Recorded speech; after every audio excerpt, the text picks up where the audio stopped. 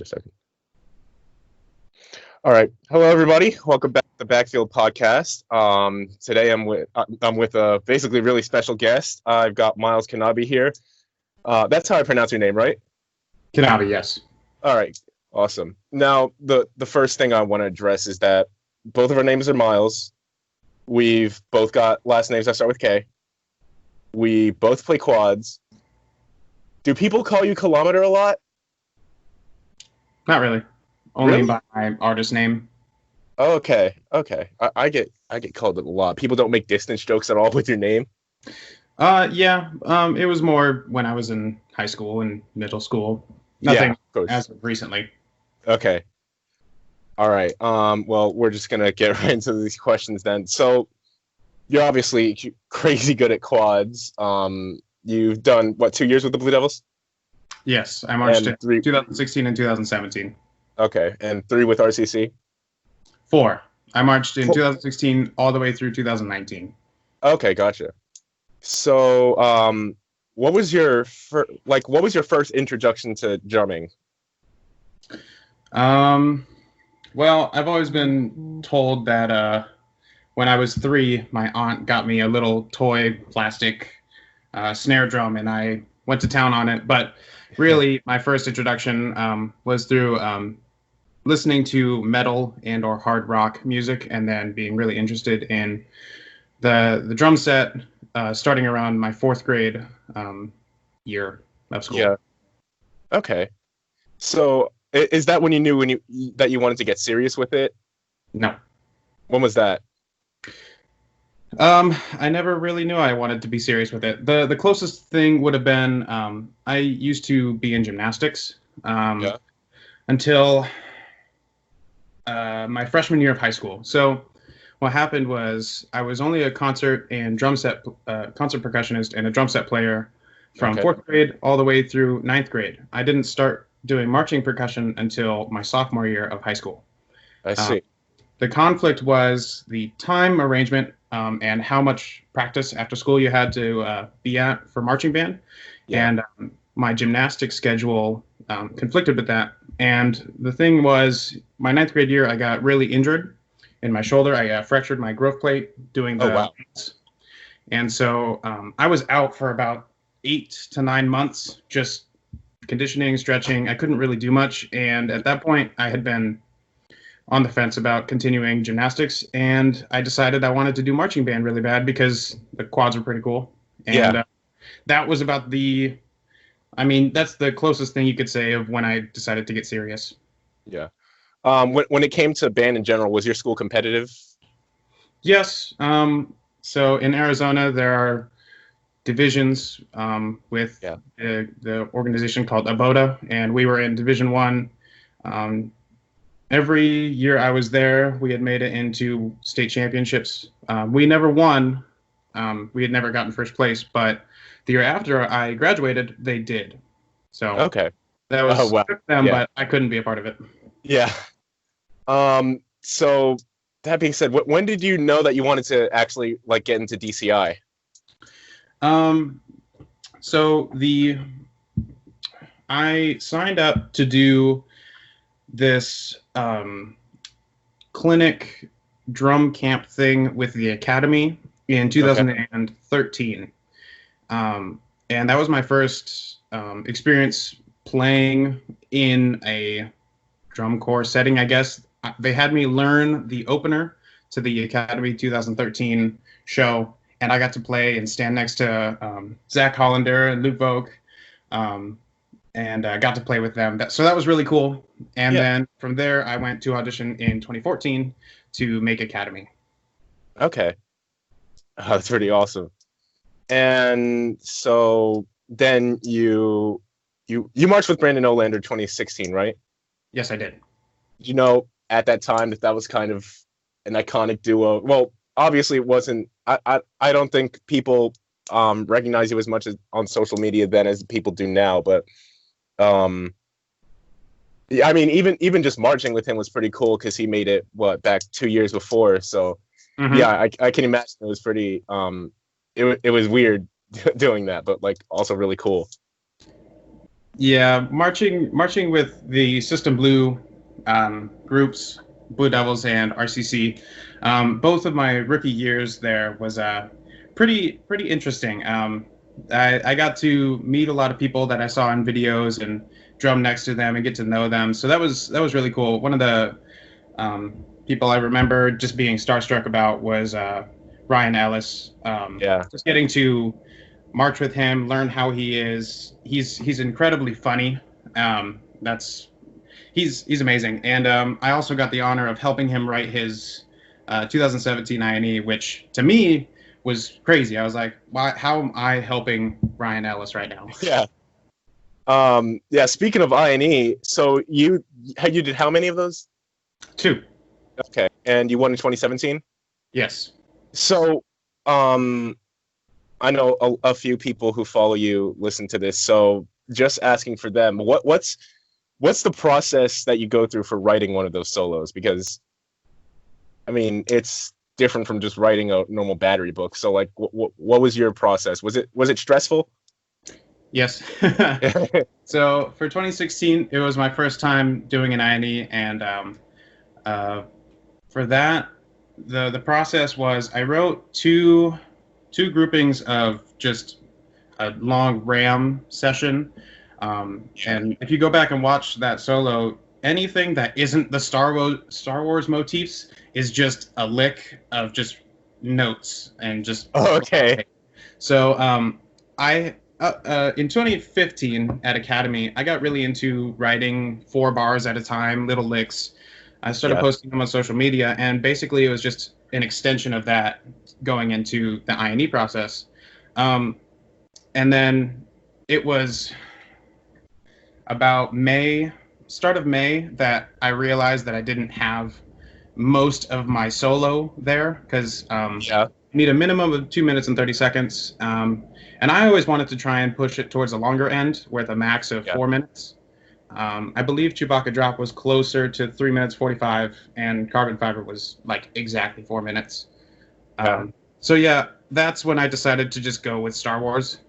I figured out how the tones could work, and then basically the entire summer I had it written, but I was just making adjustments to what felt good in my hands and what I couldn't achieve and what was a little bit better to showcase as a performer. Let's see. So, as to getting up there and just playing the solo, is it nerve-wracking? Yes, incredibly. Yeah, that's why you practice during every meal block, except right. Okay, I see. So what would you say was your favorite year marching between WGI and DCI? Just any of those. So I have to choose one from all of them? Well, do DCI first. Okay, DCI first. I would choose 2017 with Blue Devils. Getting to win and be in that drum line was pretty incredible, to say the least. And also, the very unique thing that I was fortunate to be a part of was the all-vet quad line going from 2016 to 2017. Yeah. It was really incredible to see. We finished 2016, took all that time off from each other, and then we got to auditions, and it was like you had pressed pause at the end of the last season and pressed play at auditions. Nothing was different. We didn't get worse or anything. We all got better, and it was just a continuation, which was awesome. That's pretty awesome. So what would it be for WGI? Well, it's dependent on WGI is a very different experience. It's not as streamlined. You go through a lot of different obstacles. So for DCI, you're just there and you're drumming every day. WGI, you have to go for every weekend, and you have to deal with school and all that stuff. And I personally had to drive 5.5 hours each way to make it to Riverside, California from Tempe, Arizona. So I would have to say 2018 was probably my favorite year. That was another opportunity where I was fortunate enough to be in another all-vet quad line. But I also really, really did enjoy 2016, being able to march with Adam and Henry and all those super big names. That was my first interaction with any of those people. Since I had made RCC, and then I ended up making Blue Devils. that was incredible. And it being my rookie year, I was just starstruck the entire time, and I was like, okay, I'll do whatever you want me to, and I just tried to fit in. Yeah.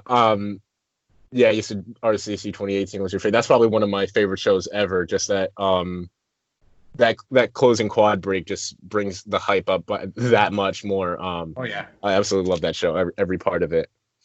So you also do EDM, Mhm. so when did you start getting into that?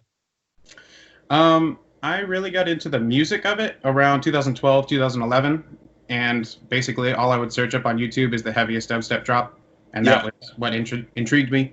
In 2014, I remember being with my friend Cody, and I would be driving home listening to the music, and I would start having ideas about my own music, and I was like, I wonder how I would create that myself. And I looked into buying Fruity Loops Studios, and that was my senior year of high school, the start of my senior year. I didn't really get actually serious. I mean, as serious as you could consider, Yeah. until 2018. So that would have been 4 years of me just messing around with it, just trying to figure out some stuff and have a little bit of fun. Yeah. Well, I've listened to a lot of it. I actually really like it. Thank you. I find it really cool. Yeah, yeah. Like even once this is over, once I post this, I'll be sure to make sure people know that this music it's pretty good. And so yeah, I really like listening to that. And let's see, what did I write down? I wrote these down in random order again, as I did for my last interview because I'm being dumb. And so let's see. So you actually got into teching for cores relatively early too. Mm-hmm. Right Yeah. as I aged out. What was that? Right as I aged out. Yeah. Okay. With which cores? So in 2018, I taught at the Academy, Okay. and last year I taught at the Academy and at Cavaliers. Cavaliers too. Okay. Wow, that's pretty cool. I remember Cavaliers came to my not well, he came to Virginia to a high school near me, and I don't think you were there at the time. I think you had gone to tech with the Academy, but my friends had gotten there and they were actually looking for you most of the time, and they were wondering where you were. Yeah, and I found that pretty funny. But we caught up with you at Allentown anyways. I do remember that. Yeah. So yeah, it was pretty cool. So the YouTube videos you do, that's where I primarily found you. I think the first thing I ever watched was that Blue Devils 2017 quad cam. But you also did the RCC homework compilations, which when I was a freshman, I found those hilarious. I was like, I got to get into quad drumming because of this. And so when you did those, did you have the intent of them getting as popular as they did? No. So I actually didn't have. It was not my idea originally. My roommate, Laverno, who marched at RCC in 2017 and 2018 with me, he originally showed me that move, I guess you could call it. Yeah. And so he told me to do it in the end of my video too. And so I started doing it. And then the first time I actually thought about making it an actual thing was probably the first time it was actually edited. I took a lot of inspiration from How To Basic with the silly videos that they have, just super duper short cuts, all string back to back with silly sounds. And so there's a specific one in the first homework compilation where you see that I change camera angles and I actually edit it for the first time. And that's probably the first time that I said, maybe I'll start doing this and then eventually compile them together. I see. So that I'm guessing those took a long time editing. No, really? No. So the homework assignment would take the majority of the time. Okay, gotcha. Anywhere from 45 to a day to get it good enough in my eyes. And then basically I would spend about 10 minutes recording the little clips. And all I did was press record, and then I would just hop around and kind of do some stuff here and there. And then editing it, all you have to do is cut and stitch it, and it would take maybe 10 to 15 minutes there. Yeah, that makes a lot of sense. So when you did your most recent one, I don't remember how far back that was. Was it your idea to have a bunch of people also be featured inside the video? Yes, I originally came up with that. I knew that I had to do something to give back to the community in how I could, Yeah. because I knew that was going to be the last time I was able to do it. So might as well do what I can. Yeah, I see. Yeah, a bunch of my friends they entered for that. Well, they sent a video out for that, and so yeah, I could just tell that a lot of people really look up to you as to being a percussionist. Yeah, it's just really cool. Even being here interviewing you right now, this isn't something I expected I would ever be doing. And so yeah, I thought it was really cool when you reached out to everybody and encouraged them to get their videos in. I thought that was really cool. Thank you. Yeah. So let's see. Is there anything you want to talk about? Nothing comes to mind at the moment. All right. Well, let's see. I didn't really prepare that much else. I did think it would take a bit longer, but everything's fine. So oh yeah, I actually have one. So the transition from actually being a member of a chord to teching, because again you started really early. What was that transition like? Like, did you see yourself in some of the players at all?